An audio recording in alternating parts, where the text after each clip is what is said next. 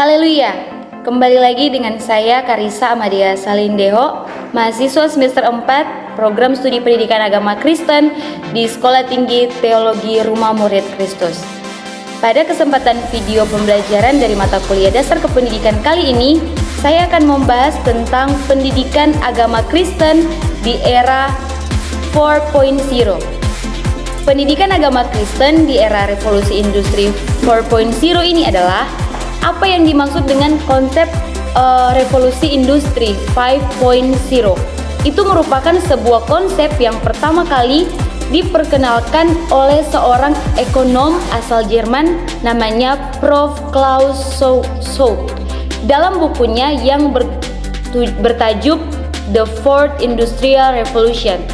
Klaus menyampaikan 4 tahap revolusi di mana setiap kehidupan, bagaimana dengan istilah revolusi ini dapat menjadi istilah yang mengubah hidup dengan cara kerja manusia secara drastis. Nah, revolusi industri dibagi menjadi 4 bagian, yaitu yang pertama terjadi di abad ke-18. James Watt menemukan mesin uap. Sejak saat itu pelaksanaan kerja manusia menjadi lebih mudah, bahkan sangat terpaku oleh tenaga manusia belaka, tetapi sudah dibantu oleh mesin. Jadi sejak abad ke-18 kita dapat mengatakan bahwa kita ada di dalam era mesin atau revolusi 1.0. Kemudian revolusi industri yang kedua yaitu 2.0 terjadi pada abad ke-19 ketika ditemukannya atau dipergunakannya listrik secara meluas. Jadi mesin yang tadinya digerakkan oleh tenaga uap sekarang digerakkan oleh tenaga listrik yang produksinya menjadi lebih stabil, lebih banyak dan lebih besar dibandingkan tenaga uap yang dihasilkan oleh mesin-mesin bertenaga uap sendiri, sehingga terjadinya perubahan yang sifatnya revolusioner atau ditemukannya listrik ini. Kemudian revolusi industri yang ketiga yaitu 3.0. Kemudian pada abad ke-20 orang mulai mengembangkan komputer yang bisa mengelola data, dan komputer itu ditemukan dan kemudian digunakan secara luas. Maka terjadilah revolusi industri di era 3.0. Di era ini terlihat bahwa teknologi mulai berkembang dengan pesat. Perkembangan dari teknologi ini atau penggunaan dari komputer ini di segala lini kehidupan manusia, dan terjadi perkembangan yang sangat eksplosif atau terjadi sangat pesat di era 3.0 ini. Kemudian yang keempat, revolusi industri 4.0, di mana era yang kita sekarang berada ini sudah ada mesin, listrik, bahkan komputer. Kemudian apa yang menjadi ciri khas atau tanda era 4.0 ini ada di zaman kita sekarang, yaitu dengan adanya internet, sehingga segala sesuatu menjadi saling berhubungan, atau sehingga era 4.0 ini biasanya dikenal dengan era yang terjadinya koneksi. Segala sesuatu sudah berkaitan dengan internet. Ini adalah era di mana terjadinya koneksi besar-besaran, di mana koneksitas itu memunculkan perkembangan yang sangat eksplisit dan dinamis. Koneksitas, maka kecerdasan buatan seperti aktivitas intelijen dan yang lainnya sudah dikembangkan sejak revolusi industri di era 3.0 dan semakin berkembang pesat di industri 4.0. Dan hal ini memunculkan 3 karakteristik atau 3 ciri khas, yaitu industri 4.0 terjadi inovasi yang luar biasa, baik inovasi di dalam hal perlengkapan atau teknologi barang maupun prosedur kerja mengalami inovasi yang sangat luar biasa. Kemudian yang kedua, terjadinya otomasi, di mana segala sesuatu sekarang sifatnya otomatis. Kemudian yang ketiga, transformasi informasi di segala lini kehidupan, di bidang kehidupan apa saja yang terjadi transformasi dan informasi. Nah, seorang pendidik namanya Richard Riley, dia mengatakan bahwa hari ini kita menyiapkan para siswa untuk memasuki dunia kerja belum tercipta dengan menggunakan teknologi yang belum ditemukan dan untuk menyelesaikan masalah yang belum diketahui. Nah, kita sebagai pendidik yang bekerja di dunia pendidikan, kita harus menyiapkan para siswa yang siap di era 4.0 ini. Karena itu harus ada pendekatan-pendekatan baru, literasi data, dan literasi teknologi dan literasi manusia. Nah, apa itu literasi data? Literasi data adalah kemampuan seseorang untuk membaca, menganalisa, dan menggunakan informasi-informasi digital lainnya. Dan kemudian literasi teknologi, yaitu kemampuan untuk kerja mesin dan mengaplikasikan teknologi di dalam kehidupan setiap hari. Kemudian literasi manusia. Apa itu literasi manusia? Ini berhubungan dengan kemampuan leadership atau kemampuan berkomunikasi dan berkolaborasi serta kemampuan atau kematangan atau kelincahan untuk berbudaya. Artinya dia bisa menempatkan diri dalam segala sesuatu, dalam segala hal. Nah, ini harus dikembangkan. Kemudian kemampuan entrepreneurship.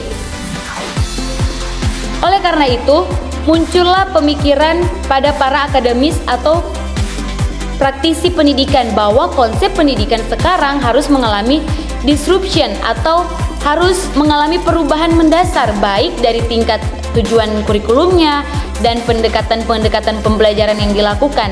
Kemudian ada beberapa pendekatan pembelajaran yang harus dilaksanakan, yaitu blended learning atau pembelajaran campuran.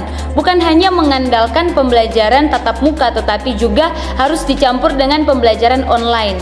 Kemudian yang kedua ada vivid learning atau pembelajaran yang terbaik. Maksudnya yang berpusat atau konteksnya pembelajaran ini itu telah dilakukan di kelas, di kelas. Kemudian pembelajaran itu lebih banyak dalam media pembelajar atau daring.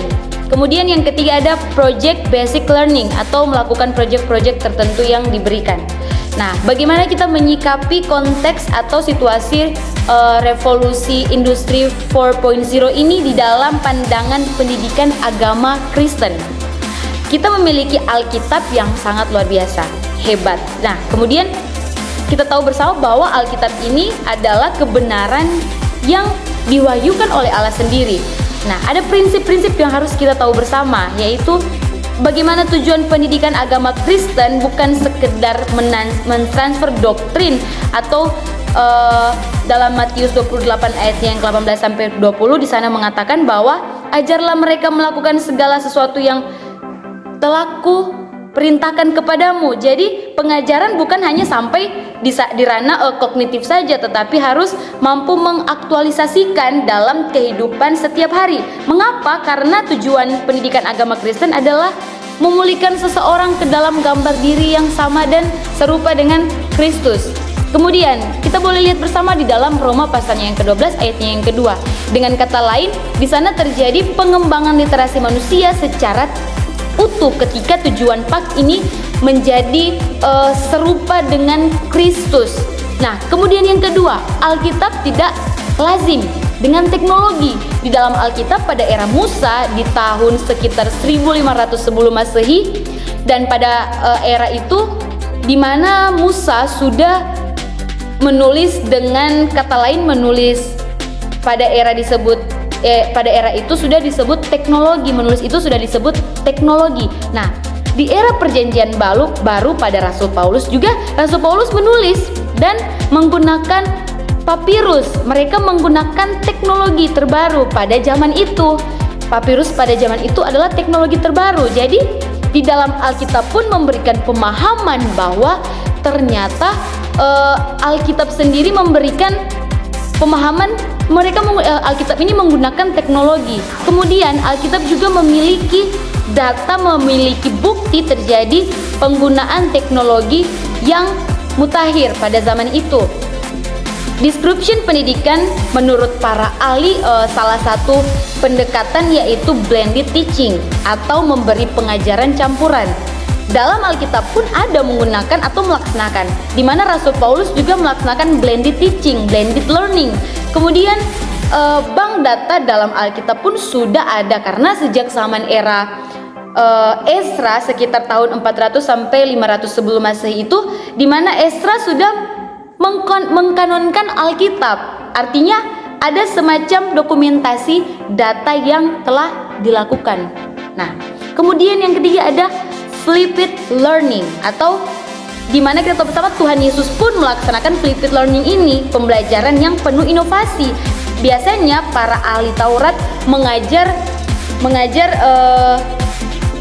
di sinagog atau di tempat-tempat tertentu, tetapi Tuhan Yesus tidak. Tuhan Yesus mengajar dengan konteks yang berbeda-beda. Dia mengajar boleh di tepi danau atau di atas gunung dan di dalam rumah atau dimanapun dia berada, Tuhan Yesus bisa mengajar. Dan inovasi yang dilakukan oleh Tuhan Yesus ini disebut dengan flipped learning. Nah, sesuai dengan konteks pembelajaran di era 4.0. Sekarang pengajaran di era 4.0 di dunia sekuler harus menyentuh personal, sehingga ia dapat berkembang secara kurikulum dan lain-lain. Harus menyentuh personal setiap individu yang diterapkan. Tetapi di dalam Alkitab ada juga pengajaran yang disebut dengan pengajaran supranatural. Nah, pengajaran supranatural ini materinya bisa sama, tetapi ketika ia masuk kepada pribadi, maka materi yang umum bisa menjadi sesuatu yang personal, sesuatu yang individual karena sentuhan dari Roh Kudus. Nah, pengajaran kekristenan bersifat holistik, artinya bukan hanya menyentuh akal kognitif berpikir manusia, tetapi juga menyentuh aspek-aspek yang lain seperti aspek emosi, aspek spiritual, aspek kecakapan, dan lain-lainnya. Dengan kata lain, pengajaran supranatural ini membuat orang Kristen cakap, mampu, dan berkembang secara holistik. Nah, aplikasi pendidikan agama Kristen yang bisa diaplikasikan oleh guru di era revolusi 4.0 ini, yaitu yang pertama adalah mengandalkan Roh Kudus. Nah, tanpa Roh Kudus kita tahu bersama kita tidak bisa melakukan apapun. Maka daripada itu kita membutuhkan Roh Kudus untuk menuntun dan menyertai kehidupan kekristenan, kehidupan kita sebagai orang-orang yang percaya kepada Tuhan pada zaman sekarang ini. Karena Roh Kudus itu memampukan, Roh Kudus itu memberikan kreativitas.